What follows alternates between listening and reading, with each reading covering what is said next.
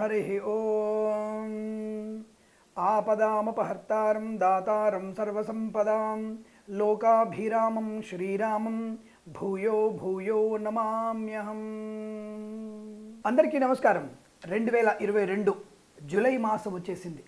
దాదాపుగా మనకి 22 సంవత్సరం 6 మాసాలు గడిచిపోయినప్పుడే కాలం ఎంత వేగంగా పరిగెడుతుందో చూద్దాం మనం.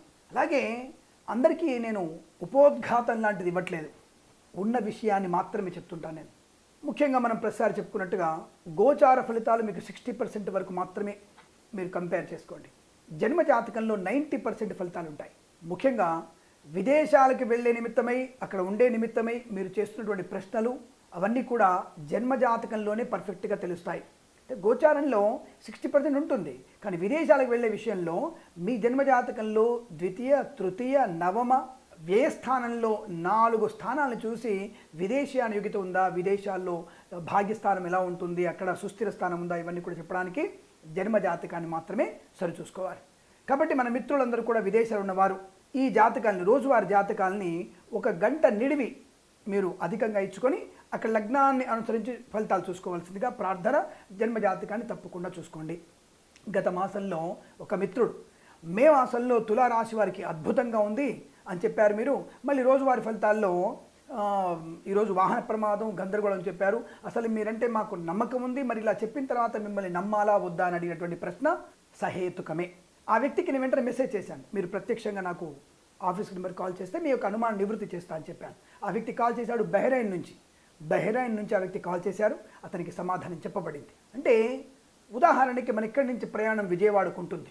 విజయవాడ అలాంటి వాడిని అడుగుతారు, స్వామి ఇక్కడి నుంచి విజయవాడ ప్రయాణం సాఫీగా సాగుతుందా? తప్పకుండా సాగుతుందండి, బాగుందని చెప్తాను. అది నెలవారీ ఫలితాలు, లేదా సంవత్సర ఫలితాలు. కానీ ఇక్కడి నుంచి మన ప్రయాణం మొదలైన తర్వాత మనం విజయవాడ వెళ్తున్న మధ్యలో ఏ కోదాడో, ఏ జగ్గైపేట దగ్గరనో మనకి ఏదైనా కాలు అడ్డం రావడం కానీ, లేదా రోడ్డు ఏదైనా అడ్డంగా వాహనం పడిపోవడం వల్ల కానీ అక్కడ ఆ స్పాట్లో మనకి ఆటంకం ఏర్పడుతుంది. ఆ స్పాట్ని కనుక్కునేటువంటి ఫలితాన్ని చెప్పేటువంటి విధానం రోజువారి ఫలితం. ఓవరాల్గా మనకి భాగ్యనగరం నుంచి విజయవాడ వరకు 6 లైన్స్ వే ఉందండి, బ్రహ్మాండంగా వెళ్ళిపోతుంది. బండి 140 km స్పీడ్లో వెళ్ళవచ్చును, కానీ వేగంగా వెళ్ళకండి చెప్పవచ్చు. అది ఓవరాల్ జాతకం.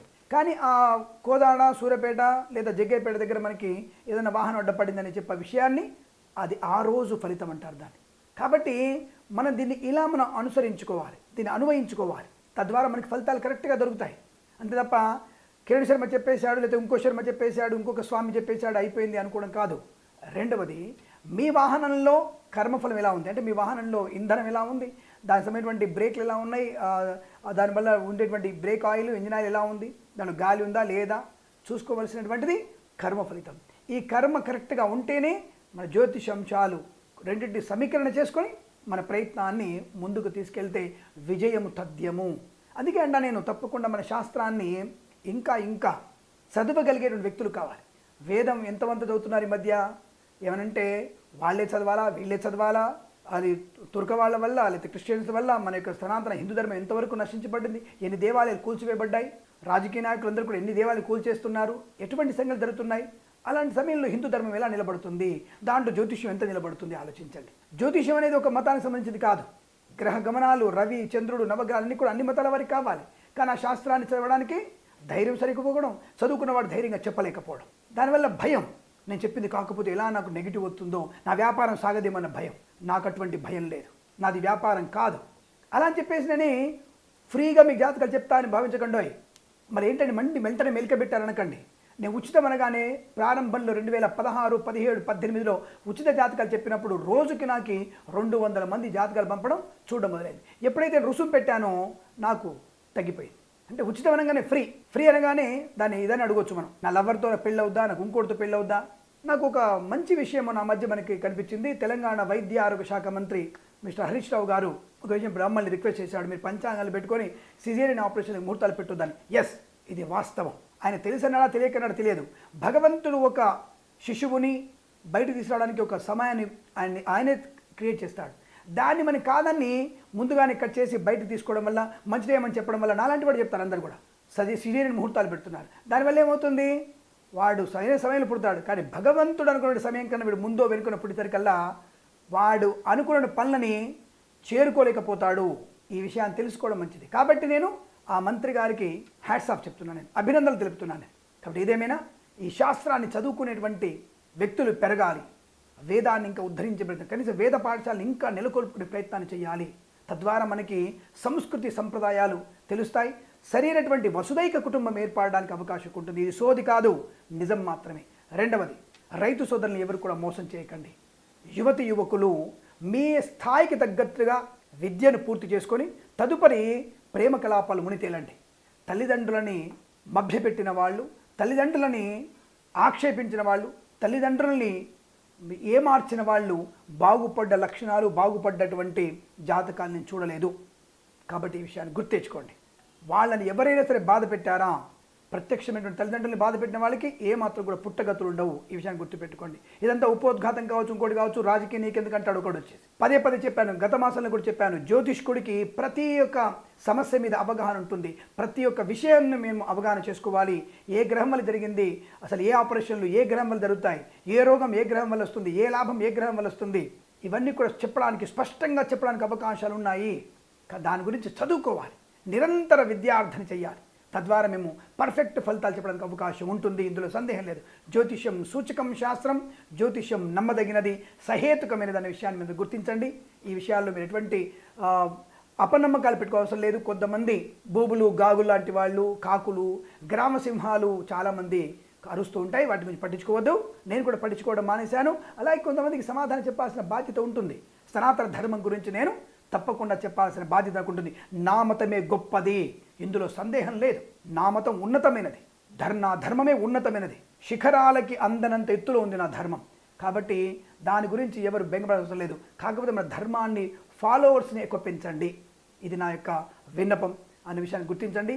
ఏదేమైనా యువతి యువకులు కానీ, ప్రభుత్వ ఉద్యోగస్తులు కానీ అప్రమత్తంగా ఉండడం వల్ల ప్రశాంతత ఆనంద యుగాలు మాత్రమే ఉంటాయనే విషయాన్ని గుర్తిస్తూ, గోచార ఫలితాలని తప్పకుండా జన్మ జాతకాలతో కంపేర్ చేసుకోండి అన్న విషయాన్ని గుర్తిస్తూ, ఏదేమైనా నేను చెప్పినటువంటి కొన్ని విషయాలు ఎవరికైనా బాధ కలిగించినా నేనేమీ దాని గురించి బెంగపడడం లేదు, మిమ్మల్ని ఎవరిని క్షమాపణ కూడా అడగట్లేదు. ఎందుకంటే బాధపడే మీ ఒక్క ధర్మం.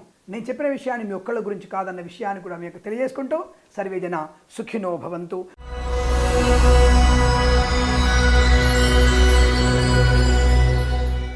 అందరికీ నమస్కారం.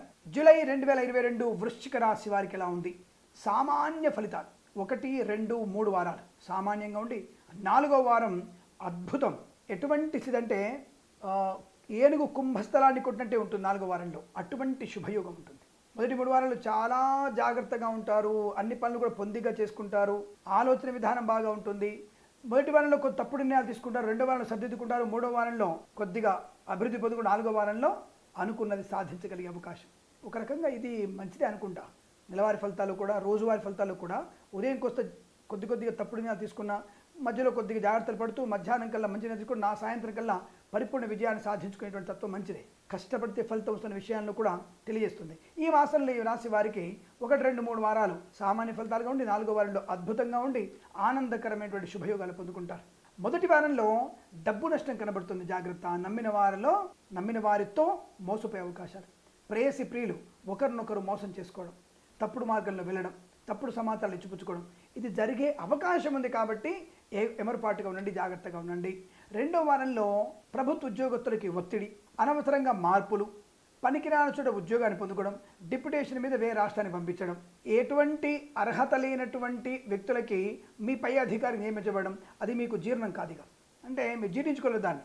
నా కింద పనిచేసేవాడు నా పై అధికారి అయితే ఎలా పనిచేస్తానని సతమత అవుతారు మీరు. అటువంటి దురవస్థ 2వ వారంలో పొందుకునే అవకాశం. ఇక 3వ వారంలో ఇంటీరియర్, ఎక్స్టీరియర్, ఫర్నిచర్, గాజు పరిశ్రమ, ఫార్మా సంబంధ వ్యాపారంలో మత్స్యకారులకి స్వల్ప ఇబ్బందులు ఉన్నాయి, జాగ్రత్తగా ఉండాలి. మిగతా వాటిల్లో అనుకూలత, ఇంటీరియర్, ఎక్స్టీరియర్, ఫర్నిచర్, గాజు పరిశ్రమ లాభాలు ఉన్నాయి, ధనయోగం ఉంది, ఐశ్వర్యం ఉంది, మిత్రుల వల్ల సహకారం ఉంది, రుణ విమోచన పొందుకుంటారు, బ్యాంకుల నుంచి రావాల్సినటువంటి రుణ సౌకర్యాన్ని పొందుకోవచ్చు, లోన్ శాంక్షన్ అవుతుంది, నూతన గృహప్రవేశ సంబంధమైనటువంటి శుభవార్తలు వినే అవకాశాలు, భూమిని కొనుగోలు చేసే అవకాశం, వ్యవసాయ క్షేత్రాన్ని కొనుగోలు చేయడం, రైతులకి అనుకూలవంతమైన పంట లాభం ఉంటుంది. కొద్దిమంది వ్యక్తులు ముదిరిన మాటలు మాట్లాడుతుంటారు, వారు మీ దగ్గర తోక జాడించేటువంటి ప్రయత్నం చేస్తుంటారు, కానీ వారి తోకని ఎటువంటి సమయంలో కట్ చేయాలో ఆ టైంలోనే టక్కన కట్ చేస్తారు. అవతల వాడికి ఒక రకంగా ఏంటి ఇంత షాక్ తగినట్టు అవుతుంది, ఏంటి ఇంత నన్ను దెబ్బ కొట్టాడు ఏంటి అని చెప్పేసి, నేనే దెబ్బ కొడదాం అనుకున్నా, నన్నే దెబ్బ కొట్టాడు అనిపిస్తుంది. అటువంటి స్థాయి ఈ రాశి వారికి బాగా కనబడుతోంది. శ్రీమూర్తులకి ధనప్రాప్తి, గౌరవము, ఆనందము, ఐశ్వర్యాన్ని పొందుకునే అవకాశం, సీనియర్ సిటిజన్స్ కలిసి వచ్చే అవకాశాలు, విద్యుత్ శాఖలో పనిచేసే వ్యక్తులకి ఎల్ఐసి డిపార్ట్మెంట్లోను, టెలిఫోన్ డిపార్ట్మెంట్లోను మరియు రిజిస్టర్ శాఖలో పనిచేస్తున్న వారు, స్టేట్ ఫైనాన్స్ కార్పొరేషన్లో పనిచేస్తున్న వారికి, ప్రభుత్వ ఉద్యోగస్తులకి తప్పకుండా పదోన్నతులు పొందిన అవకాశం. హాస్టల్ వార్డెన్స్ ఉన్నారు కదా, తప్పకుండా వారికి కూడా పదోన్నతులు కానీ ఏదైనా జీతభత్యాల్లో పెరుగుదల కానీ తప్పకుండా ఉండబోతోంది. మంచి చిత్ర నిర్మాణ సంబంధ విషయాల్లో వ్యాపారాన్ని ప్రారంభం చేస్తారు. లాభాలు పొందుకునే అవకాశాలు ఉన్నాయి. నిర్మాతగా, దర్శకుడిగా, సంగీత నృత్య దర్శకులుగా, కళాకారులు, క్రీడాకారులకి, నటినటులకి బ్రహ్మాండమైనటువంటి ఆర్థిక ఆనంద ప్రయోజనాలు. మొదటి 3 వారాల్లో చాలా ఎమరపాటుగా ఉంటారు. ఖర్చు అవుతుంది, పర్వాలేదు, కానీ 4వ వారంలో పీక పట్టిస్తారు. ఎవరెక్కడ ఖర్చు పెడుతున్నారు, ఎంత ఖర్చు పెడతారు, ఎందుకు ఖర్చు పెట్టారు, అక్కడ మీ టాలెంట్ బాగుపడుతుంది. 4వ వారంలో మీ సినిమా విడుదలైన అద్భుతమైన ప్రయోజనం, చక్కని ఆర్థిక లాభాన్ని పొందుకుంటారు. మంచి ఇంకో కొత్త చిత్ర నిర్మాణానికి సంతకం చేసే అవకాశం కూడా కనబడుతుంది. వజ్ర వైఢూర్యాది బహుమానాలు అందుకునే అవకాశాలు. పూయాదులు అమ్మే వారికి, నర్సరీ తోటల వారికి లాభం. పెట్రోలియం, బేకరీ, నూనె పదార్థాలకి లాభవంతమైన శుభస్థితి. 4వ వారంలో ఇంటి సంబంధించిన వ్యాపారం చేసే వారికి, కన్సల్టెన్సీ లేదా కన్స్ట్రక్షన్, రియల్ ఎస్టేట్, మద్యపాన, హోటల్ వ్యాపారంలో 4వ వారంలో బ్రహ్మాండమైన ధనాన్ని పొందుకుంటారు. సోదరుల మధ్య మైత్రి బాగా ఉంటుంది. కోర్టు వివాదాలు అన్నీ సమసిపోతాయి. స్థిరాస్తుల్ని కొనుగోలు చేయడం, ఆత్మీయుల కలయిక, అనుకున్నటువంటి పదవిని పొందుకునే అవకాశం. కళాకారులు, క్రీడాకారులకి మంచి అభివృద్ధి ఖచ్చితంగా ఉంటుంది. చేనేత కార్మికులకి వస్త్ర వ్యాపారంలో అభివృద్ధి ఖాయం. ఇచ్చిన మాట నిలబెట్టుకుంటారు. పోగొట్టుకున్నటువంటి ధనాన్ని, గౌరవాన్ని, వ్యక్తిత్వాన్ని, ఉద్యోగాన్ని తిరిగి పొందుకునే అవకాశం. తప్పకుండా ప్రభుత్వ ఉద్యోగాన్ని ప్రాప్తించుకుంటారు. తాత్కాలిక ఉద్యోగం పర్మనెంట్ అయ్యే అవకాశం. కారుణ్య నియామకాలు ఉద్యోగాన్ని పొందుకునే అవకాశం.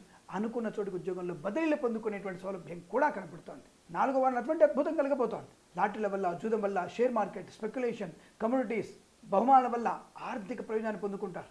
విశేషమైన జనాదరణ బాగా ఉంటుంది. రాజకీయ రంగంలో మంచి పదవి ఖాయం. ఆనందయోగం.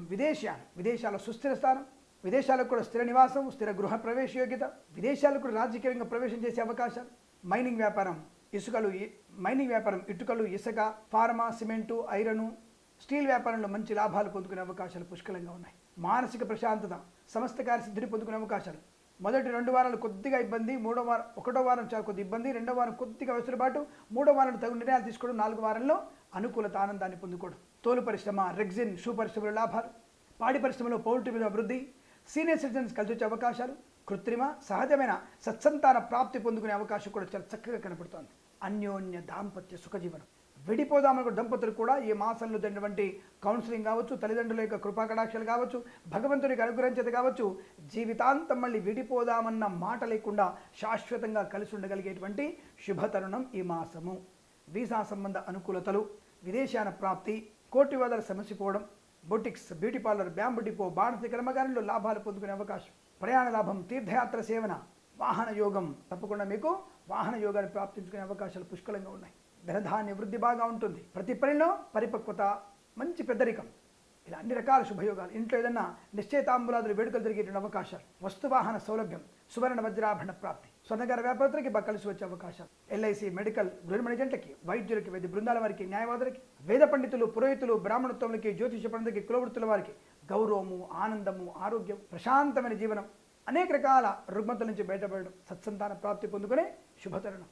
సోషల్ మీడియా, శాటిలైట్ అండ్ పనిచేస్తున్న వారికి గౌరవ ఆనందాలు పొందుకుంటారు. తప్పకుండా జీతపద్యాల వెరుబాటు బాగా ఉంటుంది.